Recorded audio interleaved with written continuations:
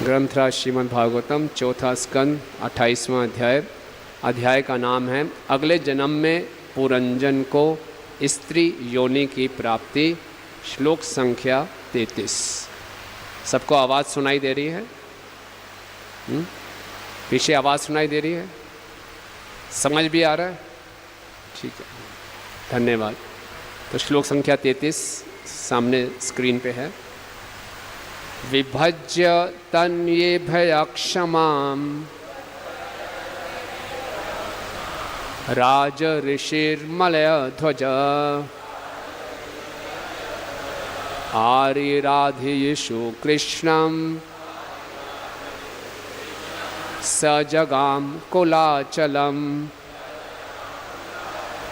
विभज्य तन्ये भयक्षमाम राज ऋषिर्मलय ध्वज आरिराधयीषु कृष्णं स जगाम कुलाचलम। विभज्य तेने भयक्षमाम राज ऋषिर्मलय ध्वज आरिराधयीषु कृष्णं सजगाम कुलाचलम। शब्दार्थ अनुवाद एवं तात्पर्य ऐसी भक्ति वेदांत स्वामी शिला प्रभुपाद जी के द्वारा। शिला प्रभुपाद की जय।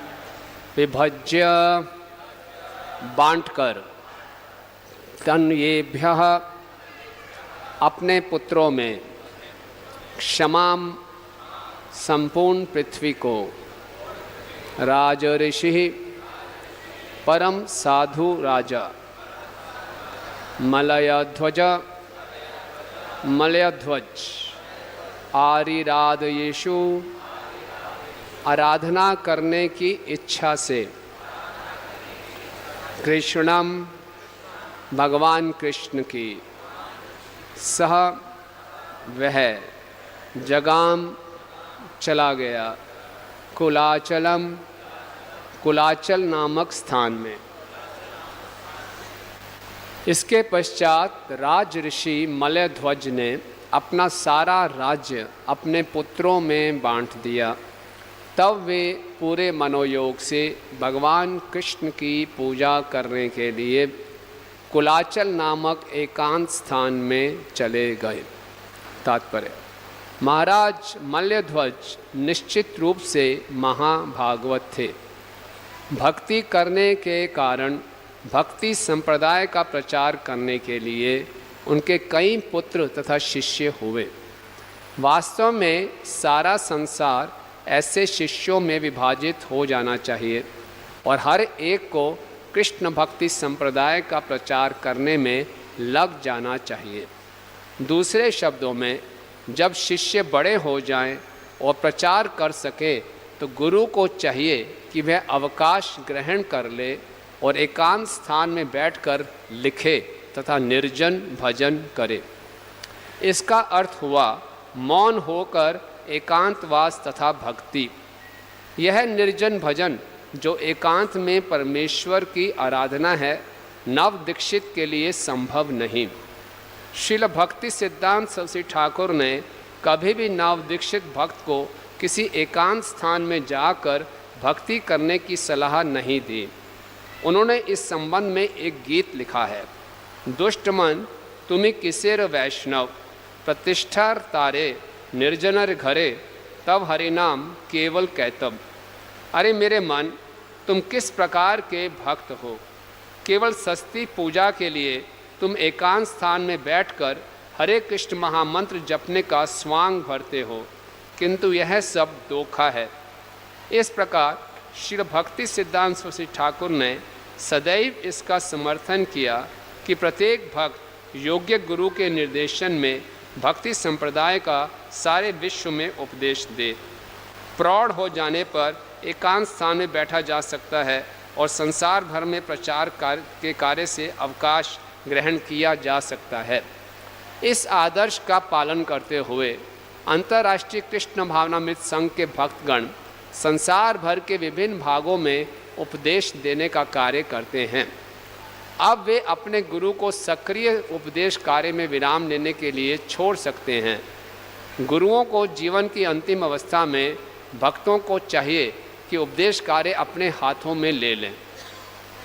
इस प्रकार गुरु निर्जन स्थान में बैठकर निर्जन भजन कर सकता है। हरे कृष्णा। आप सब भक्तों का इस रविवार की सुबह में भागवतम क्लास में हार्दिक स्वागत है। ये बहुत सुंदर मंदिर है और आप यहाँ इतनी बड़ी संख्या में भागवत क्लास सुनने आए हैं, इसलिए आपका बहुत बहुत धन्यवाद और आपको शुभकामनाएं। शिला प्रभुपाद जी ने जो इन मंदिरों का निर्माण करवाया हमसे, हर मंदिर का मुख्य उद्देश्य ये है कि यहाँ से श्रीमद् भागवतम का संदेश का प्रचार हो, श्रवण कीर्तन हो। मंदिर की सुंदरता, ये अच्छे अच्छे सुंदर चित्र है, अच्छा पत्थर लगा हुआ है, लेकिन असली मंदिर की सुंदरता है उनके सुंदर भक्त। और भक्तों की सुंदरता होती है जब उनका हृदय निर्मल हो जाता है। और भक्तों को सुंदर बनाने के लिए ये मंदिर है। जिस ढंग से इस संसार में लोग अपनी सुंदरता बढ़ाने के लिए, अपने शरीर की सुंदरता बढ़ाने के लिए ब्यूटी पार्लर्स में जाते हैं, इसी ढंग से ये एक प्रकार का दिव्य ब्यूटी पार्लर है। यहाँ पे हमारा जो सूक्ष्म शरीर है, हमारी जो सटल बॉडी है, हमारे मन में जो कचरा पड़ा हुआ है, उसको साफ़ किया जाता है। पता नहीं चलेगा, अपने आप साफ़ हो जाएगा। बस क्या करना है, भक्तों के बीच में आकर श्रवण कीर्तन करना है। इसीलिए सारी सुविधाएं दी गई हैं।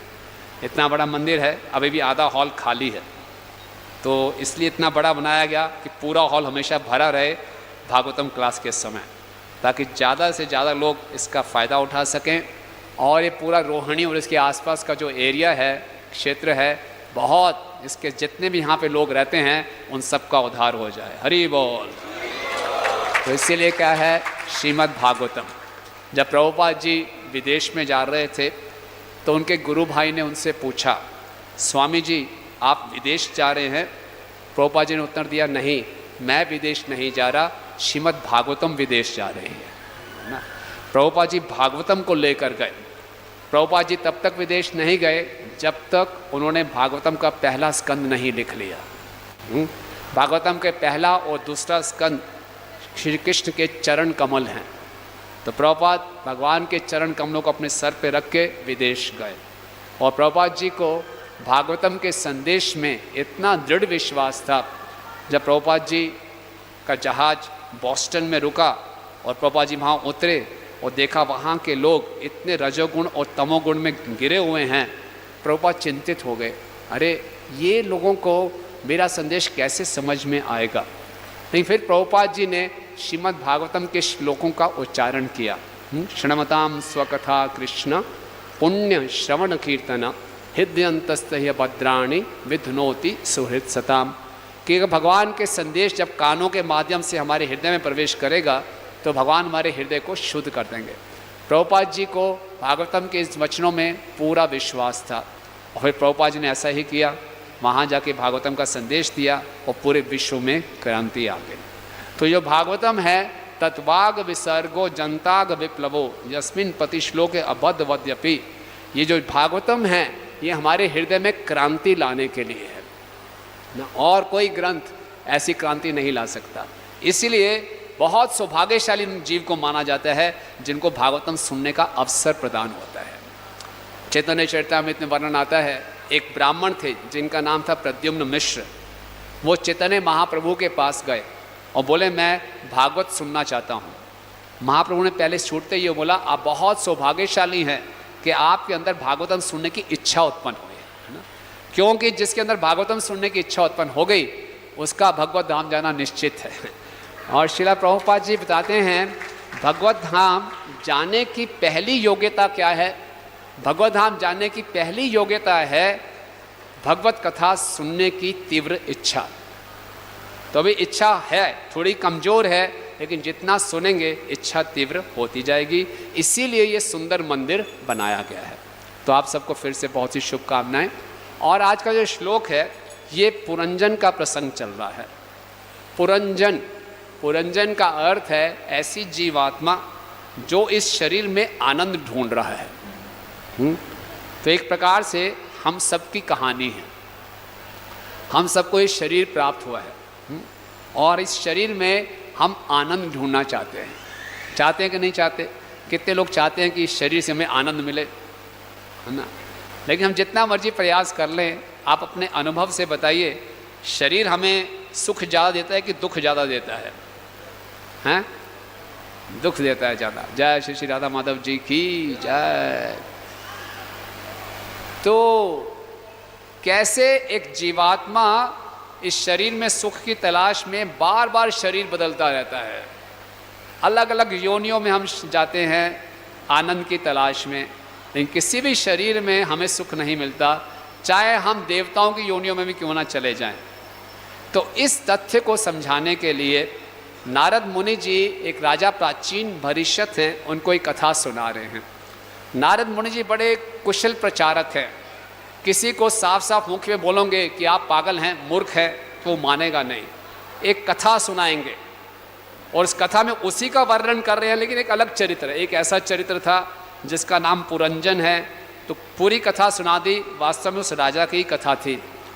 अगले अध्याय में वो राजा पूछेंगे मुझे कुछ समझ में नहीं आया, तो फिर नारद मुनि जी और उसको एक्सप्लेन करेंगे। तो यहाँ पे इसको इंग्लिश में एलोगोरिकल कहा जाता है या हिंदी में रूपक चित्र कहा जाता है, रूपक। तो यहाँ पे जो पुरंजन है एक जीवात्मा है। पुरंजन को अपनी पत्नी से बहुत आसक्ति हो गई थी, वो स्त्रियों में आसक्त रहता था। तो अगला जन्म उसका स्त्री के रूप में हुआ, तब उसका नाम पड़ा वैदर्भी, वैदर्भ राज्य की राजकुमारी वैदर्भी। फिर उसका विवाह हुआ एक राजा से जिसका नाम था मल्लध्वज। ये सारे के सारे चरित्र रूपक हैं, काल्पनिक है, वास्तव में नहीं है, लेकिन हमें कुछ समझाने के लिए नाम दिए गए हैं। और जो मल्लध्वज है वो बहुत बड़े भक्त हैं, महाभागवत हैं, और अब वो वृद्ध हो रहे हैं। तो उन्होंने क्या किया उन्होंने विभज्य तन ये भ्य क्षमाम राज ऋषिर मल्लध्वज, फिर जब विभज्य बांट दिया तन ये भ्य, तन मतलब पुत्र, हम कहते हैं ना आई नंद तनुज किंकरम, कृष्ण नंद के पुत्र, तन मतलब कृष्ण पुत्र। तो अपने कई पुत्रों में क्या कर दिया उन्होंने, क्षमाम जो उनकी पृथ्वी का राज्य था उनमें आपस में बांट दिया। और फिर क्या किया, आरी राधयिषु कृष्णम स जगाम कुलाचलम, और फिर कृष्ण की आराधना करने के लिए एकांत स्थान में चले गए, वन और पहाड़ में चले गए, ताकि मैं कृष्ण पे एकाग्रता से ध्यान लगा सकूं। तो इसके तात्पर्य में प्रभुपाद जी बहुत सुंदर सुंदर बातें हमें समझाते हैं, जो कि हम सबके लिए बहुत शिक्षाप्रद हैं। एक बारी प्रभुपाद जी 1972 में पेरिस में गए और वहाँ पे उन्होंने एक प्रेस कॉन्फ्रेंस की। तो रिपोर्टर ने प्रभुपाद जी से पूछा, स्वामी जी आपका अपने पहले पारिवारिक जीवन के विषय में बताइए। जब आपने ये अंतर्राष्ट्रीय कृष्ण भावना संघ शुरू करने से पहले आपका पारिवारिक जीवन क्या था? अक्सर आम व्यक्ति में बड़ी जिज्ञासा रहती है कि ये जो सन्यासी हैं इनका पारिवारिक जीवन भी होगा, इंटरेस्टिंग होगा, ज़रा पता चले क्या है ना। कई लोगों को फिल्म स्टार्स, क्रिकेट स्टार्स की फैमिली लाइफ जानने की इच्छा होती है। किसी को सन्यासी देखते बोले इससे पहले आपका परिवार तो होगा, बचपन से तो आप सन्यासी होंगे नहीं, तो आपका पारिवारिक जीवन कैसा था? प्रभुपाद जी ने बताया, मेरा घर था, पत्नी थी, फिर मैंने सन्यास लिया। तो उन्होंने फिर से पूछा, आपके कितने बच्चे थे? तो सारे के सारे पूरी जनता थी, सबके सब बड़े इंटरेस्टेड हो गए, कितने बच्चे थे? प्रभुपाद जी ने बोला 1000। वो बड़ा इंटरेस्टेड हो गया, फटाफट किताब निकाले, 1000 बच्चे, आंखें बड़ी हो गई। फिर प्रभुपाद ने बोला 1000 बच्चे थे और अपनी पत्नी से नहीं थे। उसकी आंखें और बड़ी हो गई, वाह ये तो बड़ा स्कैंडल है क्या सन्यासी अब बन गए, 1000 बच्चे बिना पत्नी के, और जिज्ञासु हो गया। और प्रभुपाद ने बोला उन हजारों बच्चों में से कुछ बच्चे यहाँ सब भी है, अपने शिष्यों को दिखाते हैं तो इस प्रकार से गुरु और शिष्य का ये संबंध होता है ना। शिष्य के लिए गुरु आध्यात्मिक पिता है। और इस संसार में हम देखते हैं लोग अक्सर बोलते हैं अपने बच्चों को, बेटा शादी कर लो, क्यों करो विवाह, क्या लॉजिक देते हैं?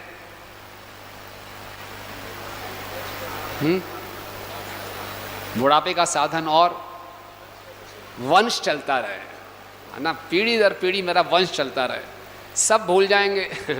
अगर आप देखिए, बुरा मत माने, आप में से कितने लोगों को अपने पर दादा का नाम याद है? नहीं होगा। ज़्यादा से दादाजी या परदादा जी, उसके बाद का तो नाम याद नहीं होगा। लेकिन सबकी इच्छा ये होती है हमारा वंश चलता रहे। इसी प्रकार से एक प्रामाणिक गुरु की इच्छा होती है कि गुरु परंपरा चलती रहे, और वो उसका कोई लॉजिक सही है।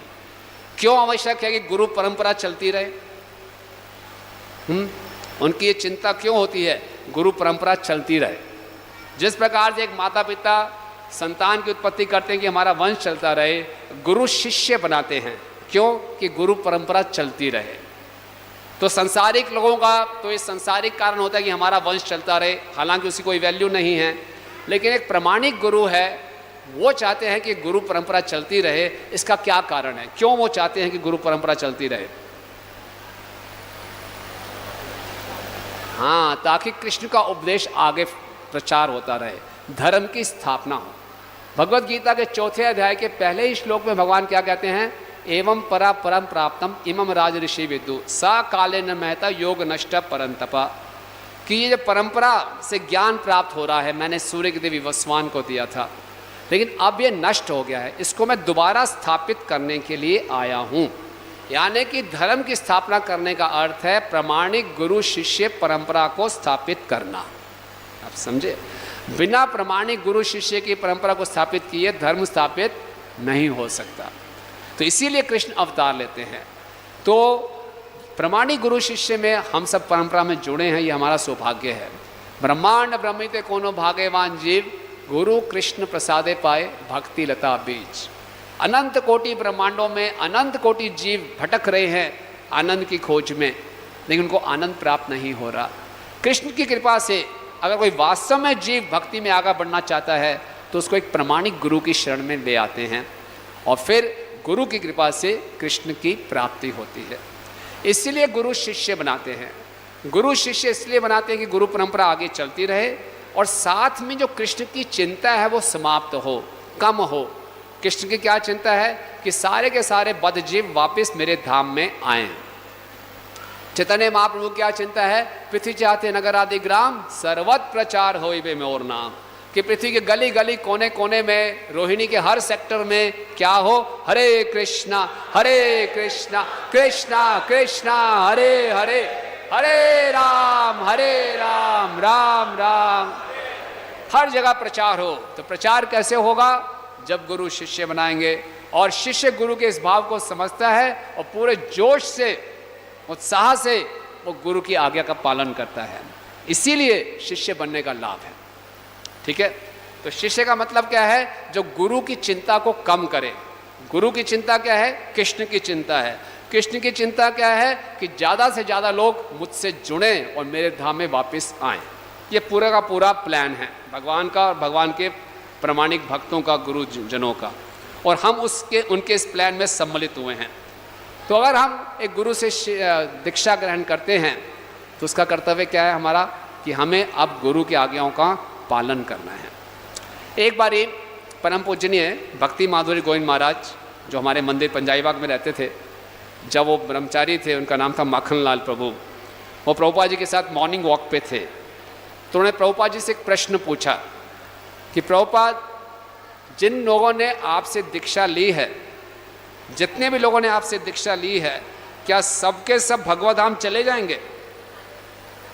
बड़ा अच्छा प्रश्न था। तो प्रभुपाद जी कुछ दिन रुके और कुछ देर के बाद प्रभुपाद ने उत्तर दिया, नहीं, केवल वही भगवत धाम जाएंगे जो मेरे शिष्य बने।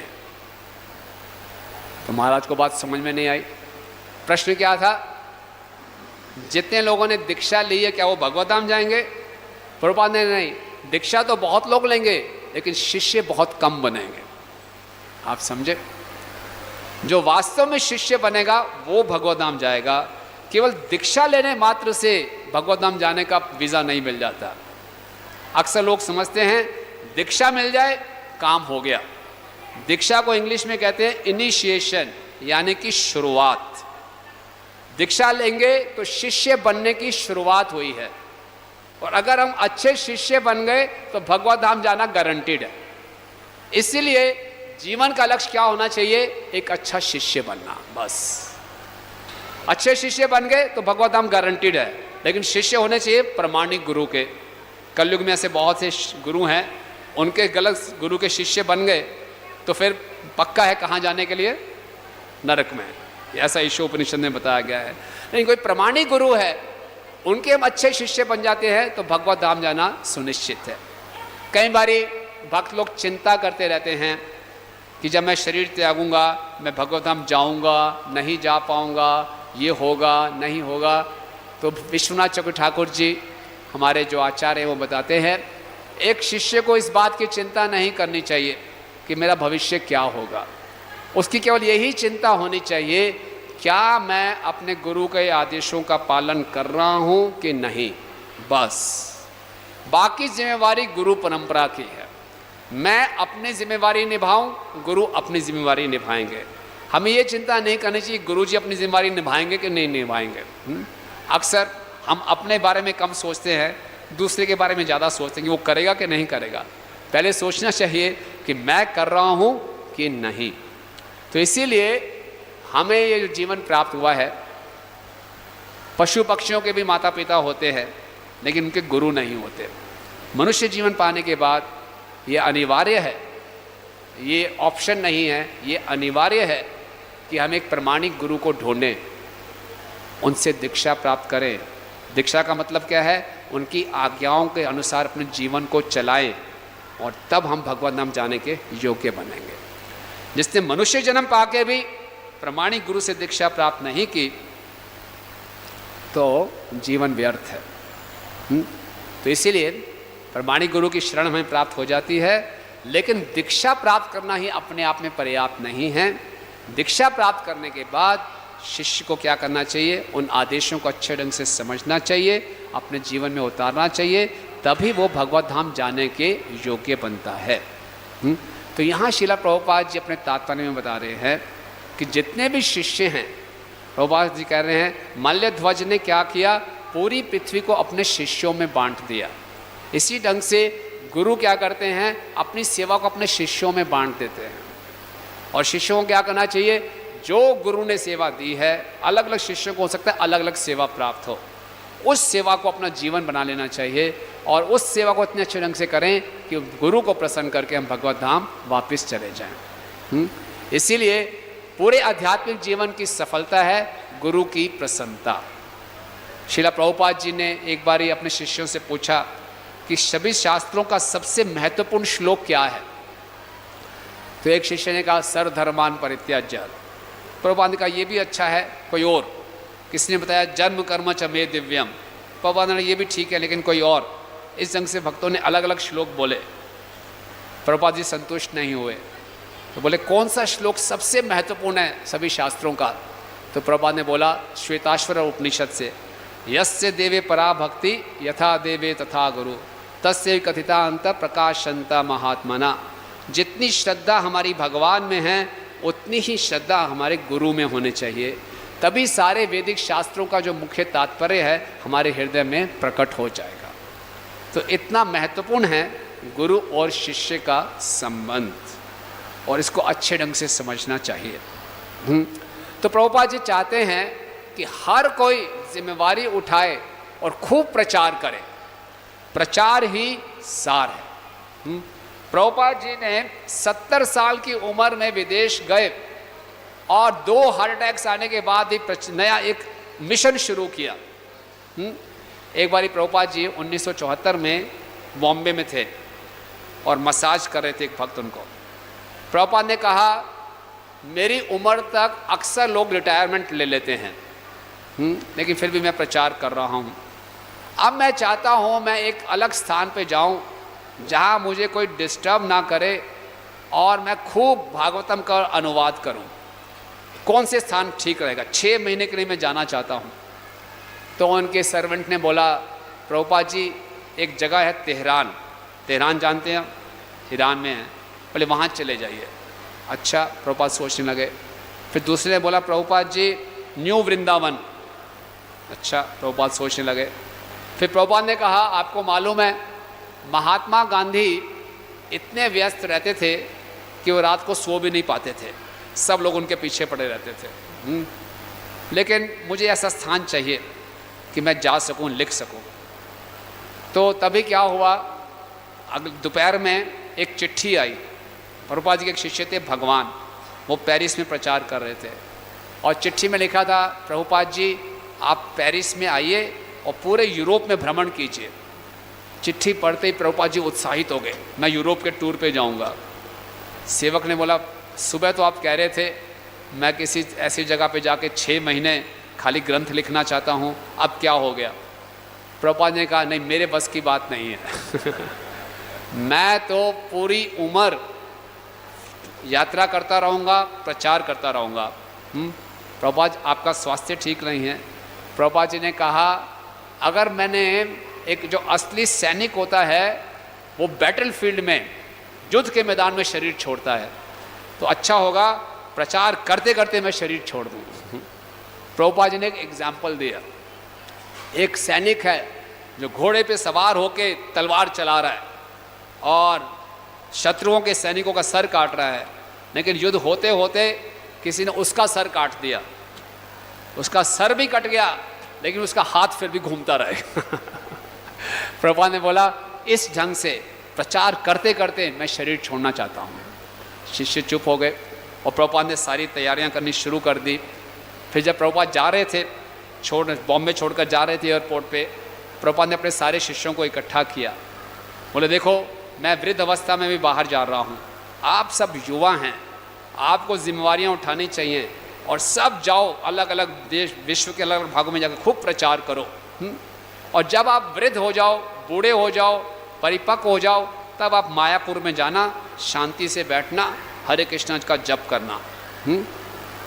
जहाँ तक मेरा सवाल है, मैं सोचता हूँ मैं अभी इतना मैच्योर नहीं हुआ कि मैं एक स्थान पे बैठ सकूँ। शिष्यों ने बोला, ये क्या बात कर रहे हैं प्रभुपाद शिष्य सभी 20-22 साल के थे।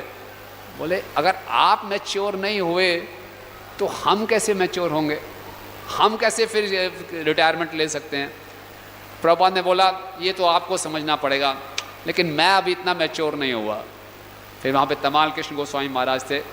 बोले, प्रभुपाद अगर आप मैच्योर नहीं हुए, हम तो कभी भी मैच्योर नहीं हो सकते कहने का अर्थ क्या है कि प्रभुपाद हमें शिक्षा दे रहे हैं कि जितना हो सके शरीर में जितना दम है, प्रभुपाद जी ने दिखाया एक एक आखिरी बूंद भगवान की सेवा के लिए।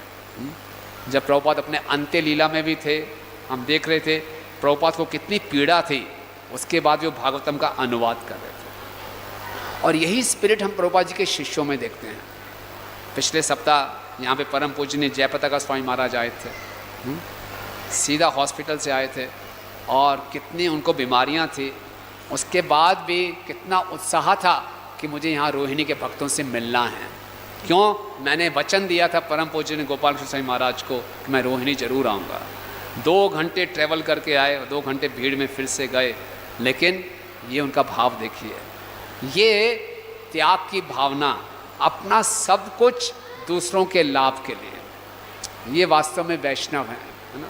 तो इस प्रकार से प्रभुपाद चाहते थे, वर्क नाउ समाधि लेटर, अभी मेहनत करो बाद में समाधि में जाओ। फिर प्रभुपाद कहते हैं हमारे लिए समाधि क्या है? समाधि का मतलब है पूरा मन एब्जॉर्ब हो जाए प्रचार में, समाधि है। तो जब तक जान है हम क्या करें? हरे कृष्णा कृष्णा कृष्णा हरे हरे, हरे राम राम राम हरे हरे। तो इस प्रकार से हमें श्रील प्रभुपाद जी के और उनके शिष्यों के इस भाव को समझना है। परम पूज्य गोपाल कृष्ण स्वामी महाराज भी तिरोभाव से पहले जब वो देहरादून जा रहे थे तो उनका स्वास्थ्य ठीक नहीं था, लेकिन देहरादून में इंडिया ब्यूरो एक पूरा एक ब्यूरो जो है पूरे इंडिया के मैनेजमेंट देखता है और परम पूज्य गोपाल कृष्ण महाराज उनके चेयरमैन थे। तो ब्यूरो की मीटिंग थी तो महाराज ने बोला, नहीं मुझे ज़रूर जाना है, मैं चेयरमैन हूँ, मुझे मीटिंग में ज़रूर जाना है। और साथ में वहाँ भूमि पूजन भी था। तो महाराज ने कहा मैं होस्ट हूँ, मुझे जाना चाहिए। उनका स्वास्थ्य ठीक भी नहीं था। डबल माइंडेड होते, जाऊं ना जाऊं, जाऊं ना जाऊं, बोले नहीं जाऊंगा, और गए बैटल फील्ड, है ना। ये नहीं कि आराम से बैठ गए और फिर वहाँ जाके उन्होंने अपने अंत्य लीला की। इसी प्रकार से 2020 में परम पूजनीय भक्ति चारू स्वामी महाराज वो कह रहे मैं विदेश जाऊंगा, कोरोना के समय। सभी शिष्यों ने बोला मत जाइए महाराज। बोले नहीं, हमें प्रभुपाद ने ऐसा ट्रेन नहीं किया कि एक जगह बैठे रहो। नहीं नहीं नहीं, जान ही जाएगी ना, कोई बात नहीं, हम एक जगह नहीं बैठ सकते। तो जान हथेली पे रख के वो विदेश में गए और वहाँ उनको शरीर छोड़ना पड़ा। तो ये हम कल्पना भी नहीं कर सकते। एक गुरु के प्रति समर्पण है, उनकी इच्छा को पूरी करने के लिए अपने स्वास्थ्य का, अपनी जान की भी परवाह नहीं है। ये बहुत ऊंचा भाव है। ये पता नहीं कब आएगा हमारे अंदर, लेकिन हम जितना इसकी प्रशंसा करेंगे अपने अंदर, क्योंकि भक्ति में आगे बढ़ने की जो सबसे बड़ी रुकावट है वो हमारी स्वार्थ, सेल्फिशनेस। हम हमेशा अपने सुख के बारे में सोचते रहते हैं। उतनी सेवा करेंगे जो मेरे शरीर के लिए सुखदायी हो, बस। थोड़ी सी तकलीफ है, ये मैं नहीं पढ़ सकता इस चक्कर। हमारे आचार्यगण सिखा रहे हैं अपने शरीर की परवाह नहीं। क्यों? गुरु को प्रसन्न करना है। गुरु को प्रसन्न करेंगे तभी कृष्ण प्रसन्न होंगे। अपने शरीर को जितना मर्जी कंफर्ट दे दें, इस शरीर ने दुख ही देना है। ये नहीं कि अच्छी सुविधाओं में बढ़िया बाहर धूप है, एसी में बैठे रहे आराम से तो मेरे को सुख मिलेगा। सुविधाएं मिल जाएंगी, सुख नहीं मिलेगा।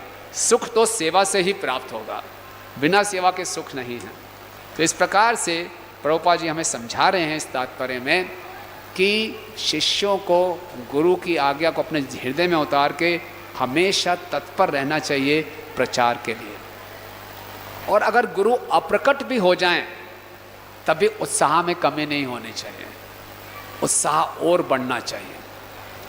परम पूजनीय सतस्वरूप महाराज जी, जो कि प्रभुपाद जी के बहुत प्रिय शिष्य हैं, जिन्होंने प्रभुपाद लीलामृत भी लिखी, उन्होंने एक पुस्तक लिखी।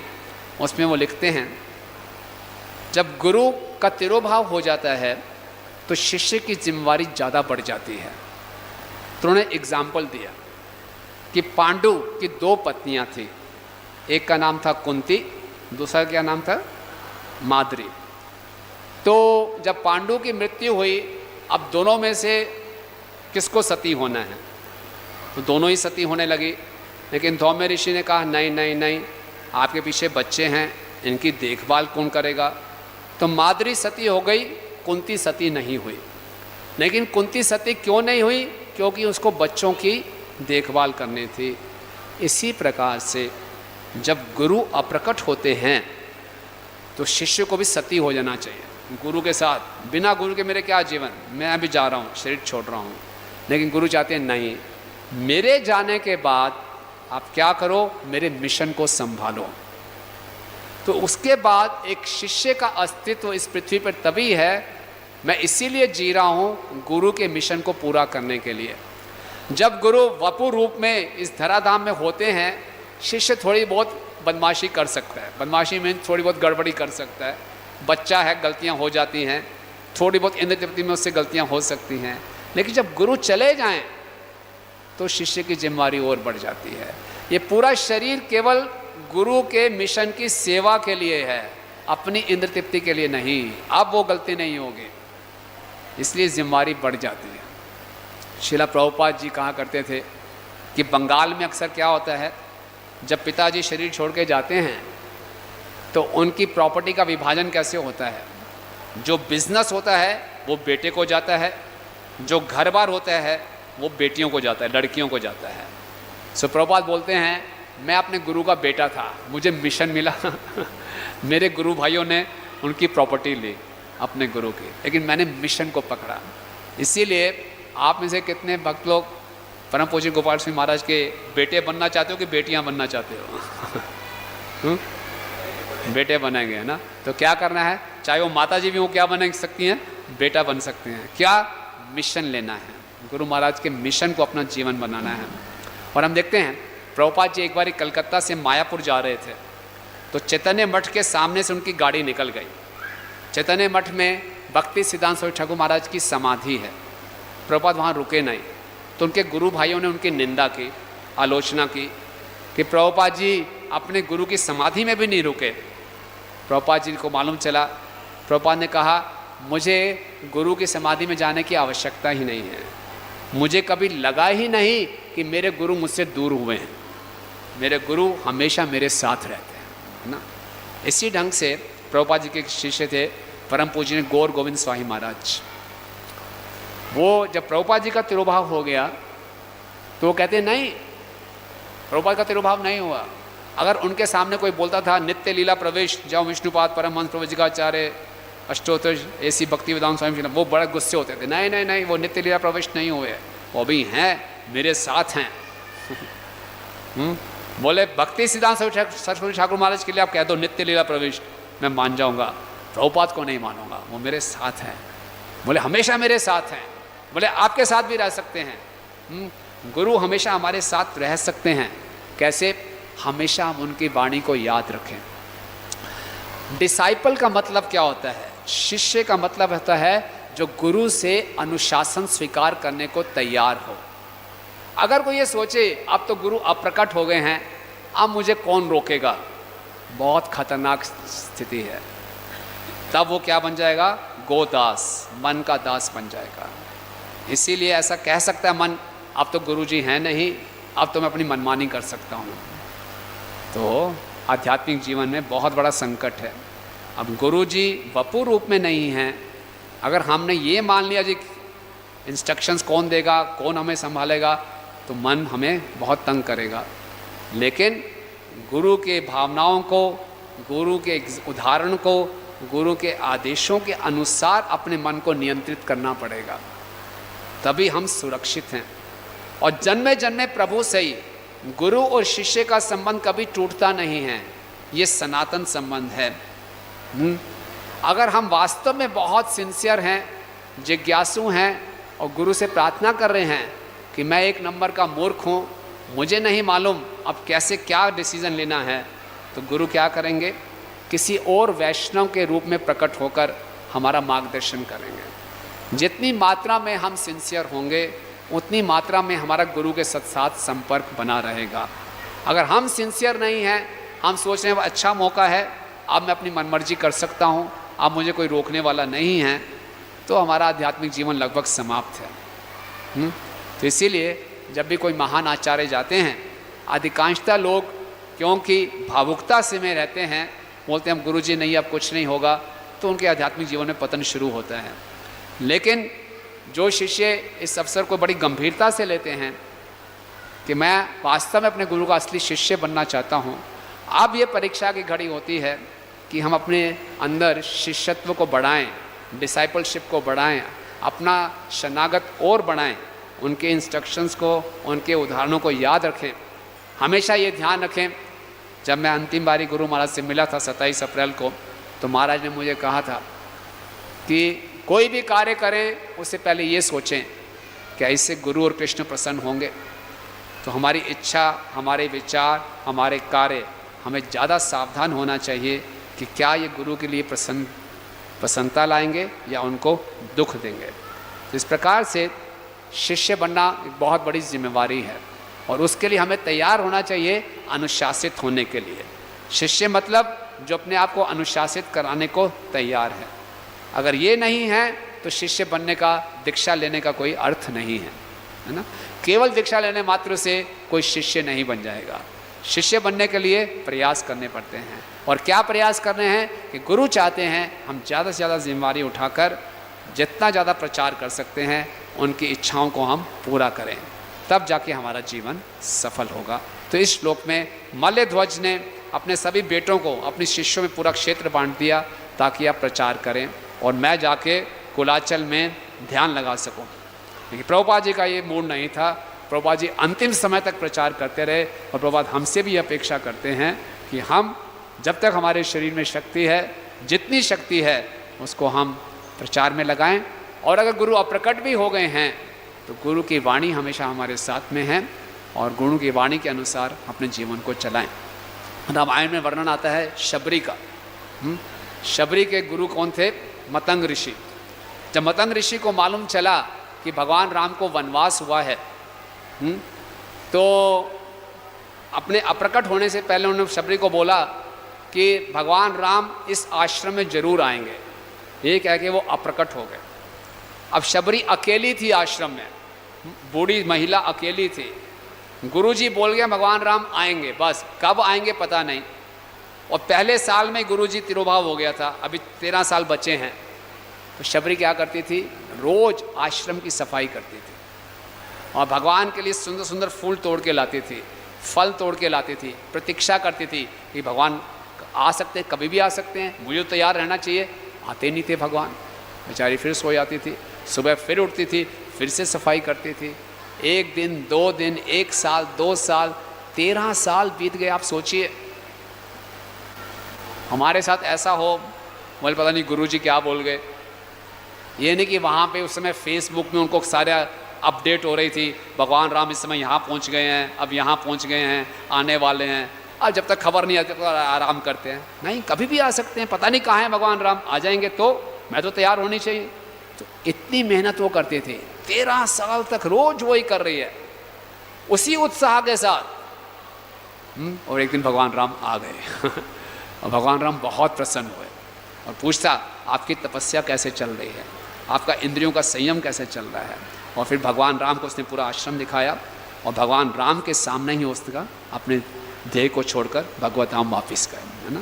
अरे बहुत। तो इस प्रकार से गुरु अप्रकट भी हो जाएं, लेकिन अगर हम वास्तव में उनसे कुछ प्रेम है, उनके लिए आदर या श्रद्धा है, हम उनकी आज्ञाओं का पालन करें। एक बहुत ही भौतिक जगह का एक उदाहरण है।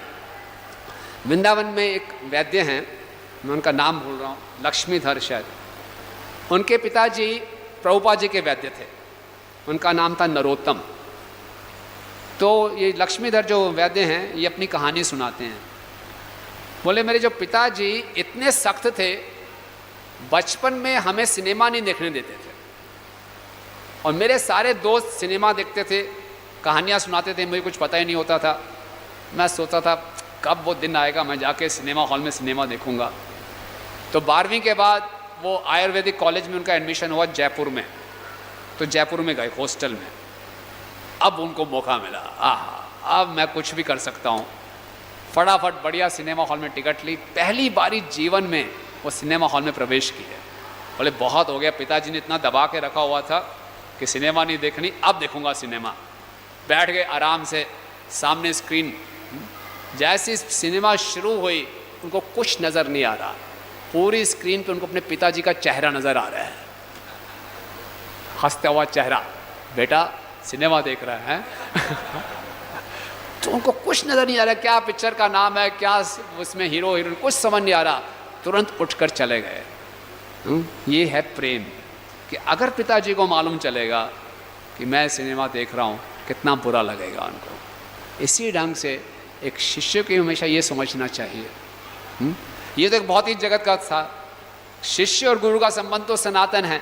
ये जो मैं विचार कर रहा हूँ, ये जो मैं इच्छा कर रहा हूँ, ये जो मैं कार्य कर रहा हूँ, अगर गुरु को मालूम चलेगा, उनको तो मालूम चल जाएगा क्योंकि उनका तो परमात्मा से कनेक्शन है, तो कैसा लगेगा। तो इस ढंग से हम हमेशा सावधान रह सकते हैं और अपने जीवन को सिद्ध कर सकते हैं। हरे कृष्ण। किसी का कोई प्रश्न या टिप्पणी है? माइक है। राधा कृष्ण प्रभु, आपका कुछ कमेंट, एनी कमेंट्स, करेक्शन?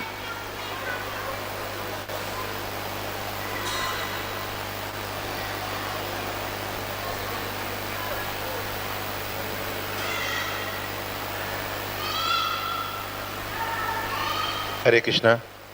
बहुत सुंदर क्लास प्रभु जी। सब महाराज के शिष्य बैठे हैं और उनके लिए जो आपने ये इंस्ट्रक्शन दी है, हमें सबको बहुत सुंदरता से इसका पालन करना चाहिए। गुरु महाराज की सेवा और बढ़ानी चाहिए ताकि हम अपने गुरु को प्रसन्न कर सकें, और गुरु को प्रसन्न करेंगे तो कृष्ण स्वयं प्रसन्न होंगे। हमारे जीवन का लक्ष्य जो आपने बताया वो तभी प्राप्त होगा जब हम सभी इसको बहुत सीरियसली लेंगे।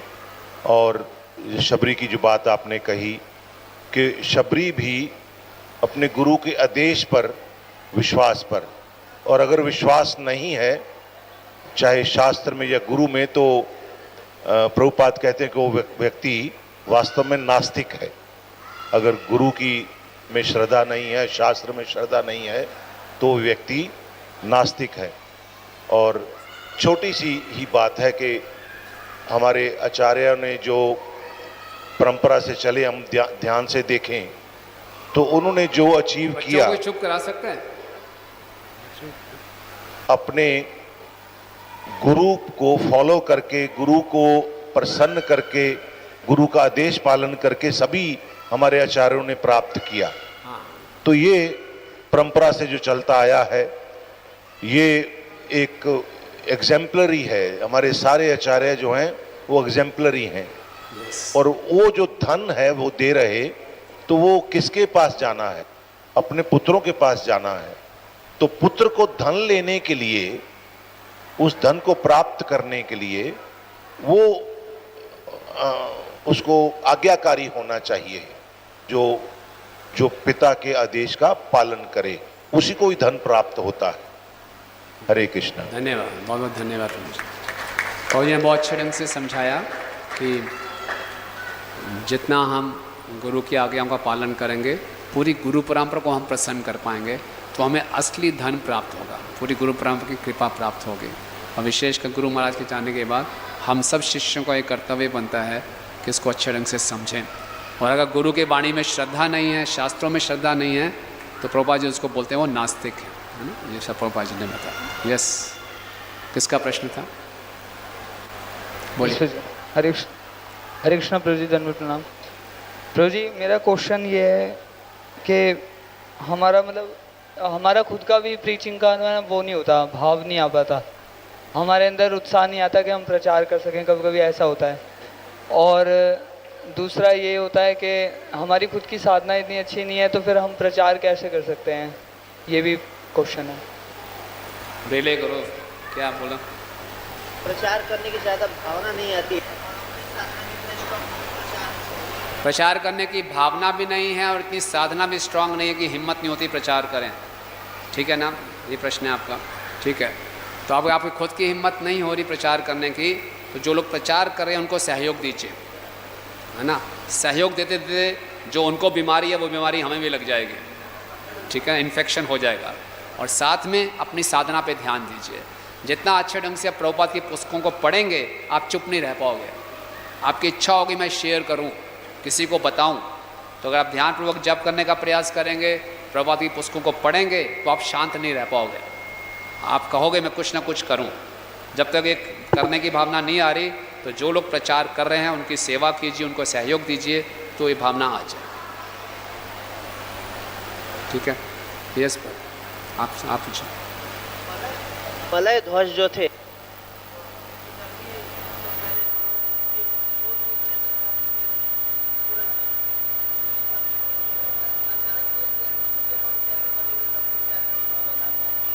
पुरंजन वैदर्भी बनते हैं। हाँ। और वैदर्भी का विवाह मल्य ध्वज से होता है। हाँ, और मल्य ध्वज को बताया गया महाभागवत है।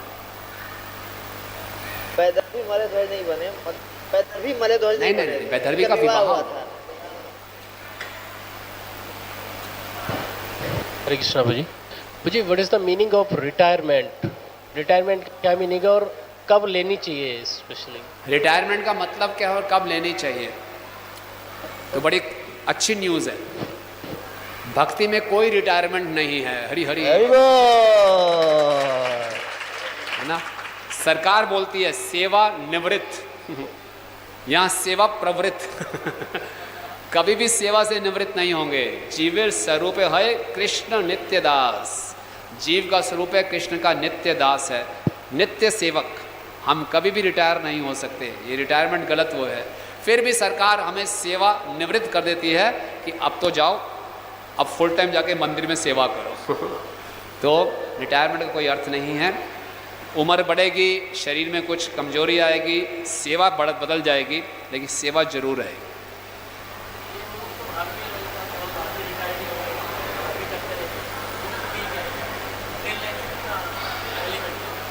मटेरियल लाइफ में रिटायरमेंट होनी चाहिए। वानप्रस्थ का मतलब क्या है? 50 साल के बाद रिटायरमेंट। सरकार ने इसको 60 या 57 कर दिया है, लेकिन 50 के बाद पैकअप, और फिर कहाँ जाओ, 51-52 वन में जाओ। वन कौन सा है? कंक्रीट जंगल। आजकल सारा वन कंक्रीट जंगल बन गया है।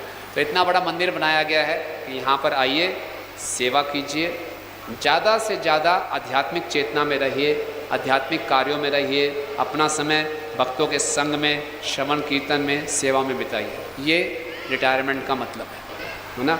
कुछ लोग रिटायरमेंट लेने के बाद भी कुछ ना कुछ करते रहते हैं भौतिक कार्य। ये जीवन को बुरा ना माने, व्यर्थ करने की बात है। वानप्रस्थ का मतलब होता है कि गृहस्थ आश्रम में फैमिली चलाने के लिए जो मैंने कुछ पाप किए थे, धन कमाने के लिए ना कुछ पाप करना पड़ता है।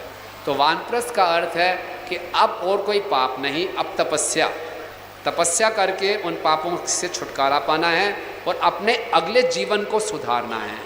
50 के बाद चिंता शुरू होनी चाहिए अपने अगले जीवन की। 50 से पहले व्यक्ति अपने और अपने परिवार के बारे में सोचता है, सबको सेटल कर दूं। 50 के बाद अपने आप को सेटल करना है, अगला जीवन कौन सा। बहुत डरावना विषय है, कौन सी योनि में जाऊंगा। अब बोला नहीं, मत सोचो इसके बारे में। ना सोचने से सच्चाई तो बदलेगी नहीं, सोचना चाहिए। और अच्छा जीवन, अपना अगला जीवन कैसे सुधार सकते हैं? भक्तों के संग में आके भक्ति करने का प्रयास करें। ठीक है। यस। हरे कृष्णा प्रभु जी, थैंक्स फॉर वंडरफुल लेक्चर। प्रभु जी, प्रचार करने की तीव्र इच्छा भी है, लेकिन प्रचार इफेक्टिव नहीं होता। प्रचार इफेक्टिव नहीं है। इफेक्टिव नहीं है, बहुत अच्छा क्वेश्चन है। बहुत प्रचार कभी व्यर्थ नहीं जाता, ये रामबाण है, किसी ना किसी कुछ करता जरूर है। सबसे ज़्यादा प्रचार का फायदा होता है उसको जो प्रचार कर रहा होता है। दूसरे का जो मर्जी हो जाए, मेरा शुद्धिकरण जरूर हो रहा है। समझ रहे हैं बात को? उसका कुछ रिस्पांस नहीं आता अच्छे से। किसी भी बुक डिस्ट्रीब्यूशन में जाते हैं तो बुक्स नहीं जाती, तो क्या नहीं होता? बुक डिस्ट्रीब्यूशन में जाते हैं तो बुक सेल नहीं होती। आपको जब आप प्रचार करने का प्रयास करते हैं, आपको अपने आप में कुछ बदलाव नज़र आता है कि नहीं? इसी बहाने आप पढ़ाई करते हैं, कुछ सुनते हैं, कुछ तैयारी करते हैं, कुछ बदलाव अपने आप में होता है कि नहीं? हाँ जी, वो तो बस यही बहुत है। मुझ में तो बदलाव हो रहा है, और करते जाइए, धीरे धीरे और ठीक हो जाएगा। फिर भी क्या हमारे तरीक़ों में कुछ गड़बड़ तो नहीं है? जो हमसे वरिष्ठ भक्त हैं उनसे कुछ सीख सकते हैं, उनसे पूछ सकते हैं। नहीं, करते रहे। थैंक यू प्रभु जी। ठीक है। यस।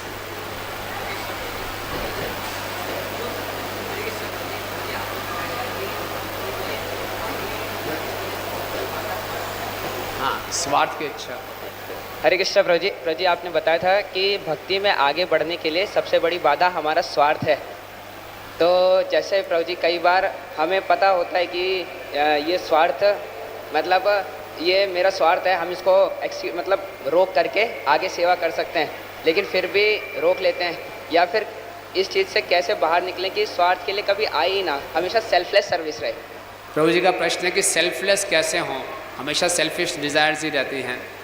तो ये कृपा से होगा, है ना। कृपा, साधु और गुरुजनों की कृपा से। तो उनकी कृपा मिलती है हमें उनकी इंस्ट्रक्शंस के रूप में। हम लोग बद्धजीव जो है ना, बहुत आलसी हैं और अपना कंफर्ट सोचते हैं। लेकिन जो हमारे वरिष्ठ भक्त हमको आज्ञा देते हैं और ज़बरदस्ती हमसे करवाते हैं, तो ज़बरदस्ती हमको स्वार्थ रहित बनाते हैं ना। तो शुरू में धक्का देना पड़ता है हमें। हमारी इच्छा नहीं भी होगी, वो हमसे काम करवाएंगे, सेवा करवाएंगे, तो हम अपने कंफर्ट जोन से बाहर जाते हैं। ऐसा करते करते जब हमें सेवा का आनंद शुरू आना होता है, फिर हम स्वार्थरहित हो जाएंगे। तो शुरू में डंडा चाहिए कि कोई हमें डंडा मारे, हमसे सेवा करवाए, तभी हम स्वार्थरहित होना शुरू करेंगे। नहीं तो हम अपने ही स्वार्थ में डूबे रहेंगे। अपने आप में इतनी हिम्मत नहीं होगी कि बाहर निकलो, तो कोई निकालेगा हमें, चलो ज़बरदस्ती। तो किसी को इतनी फ्रीडम देनी चाहिए कि कोई हमें धक्का मार सके, कोई हम पे शासन कर सके, हमें डांट सके, तभी हम स्वार्थरहित हो पाएंगे। ठीक है।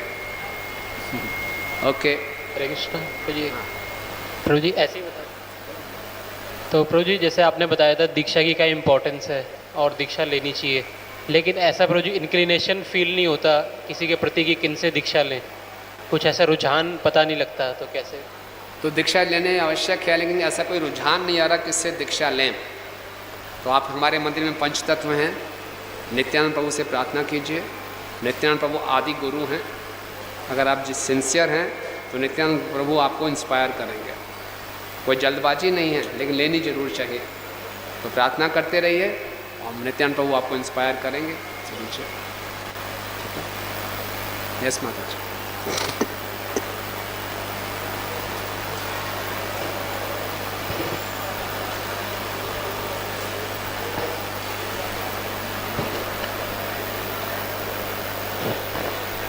हरे कृष्णा प्रभु जी। प्रभु जी thank you so much for your. मेरा क्वेश्चन है कि जब महाराज इस धराधाम पे थे, मतलब वपुर में थे, हम तो आवाज आ रही? महाराज की मतलब जो उनकी इच्छा थी ठीक से फॉलो नहीं कर रहे थे, मतलब उनकी इम्पोर्टेंस इतनी अच्छी से महसूस नहीं कर पा रहे थे। मोमेंट ही लेफ्ट अस, मैंने था जिस वेदन कि महाराज हमें यहाँ पे अकेले छोड़ के, इस रीजन है मैं अमोघ लीला जो हमेशा हंसते रहते हैं, वो भी महाराज को डिस्क्राइब करते करते एकदम रुदन करने लगे, रोने लग गए एकदम से। तो ये ऐसा क्यों हुआ कि बट आई वांट टू, मतलब इतने गहरी फीलिंग बाद में क्यों हुई, पहले क्यों नहीं हुई है? आप कह रहे हैं कि महाराज के तिरोभाव के बाद महाराज की इम्पोर्टेंस अब ज़्यादा मालूम चल रही है, और जब वो इस धराधाम में थे तो उनके इंस्ट्रक्शंस को हमने इतना सीरियसली नहीं लिया। आप ऐसा कह रहे हैं? और अब जब वो चले गए तो अब लग रहा है कि हमने गलती की, उनके इंस्ट्रक्शंस को अच्छे ढंग से लेना चाहिए, ये कह रहे हैं? हमें उस टाइम अच्छे से उनके इंस्ट्रक्शन फॉलो करते तो शायद हमें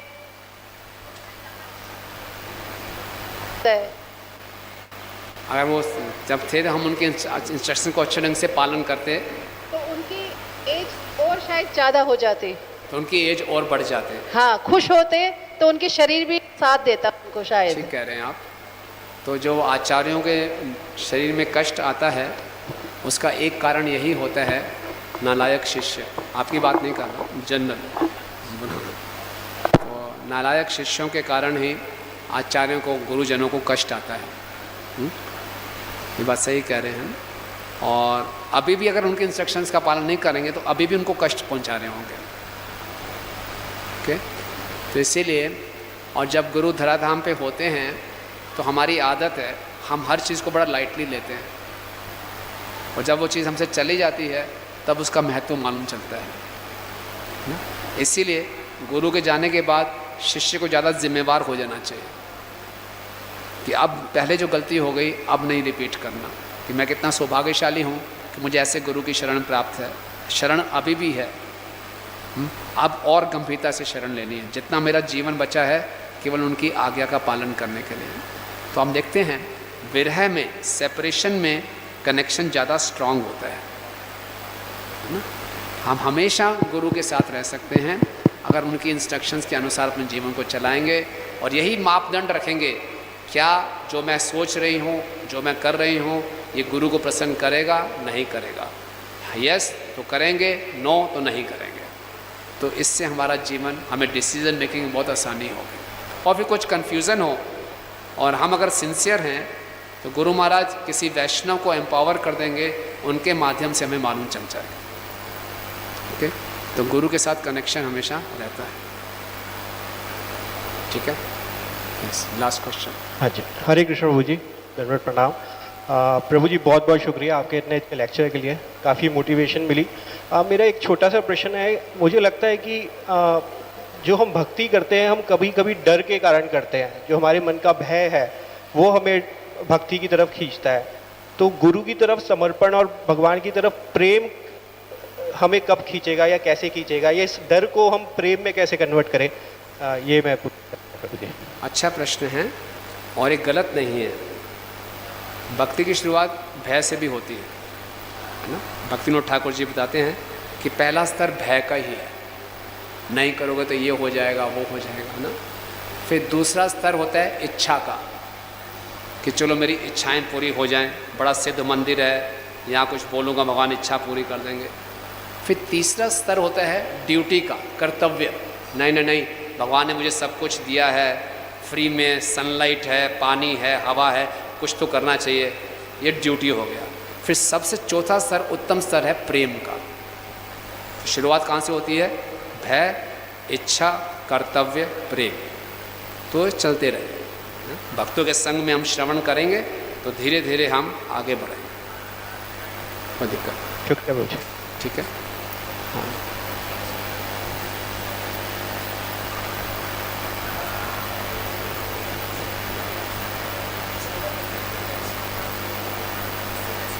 जब सेवा करते हैं तो वैष्णव अपराध बहुत होते हैं, तो उससे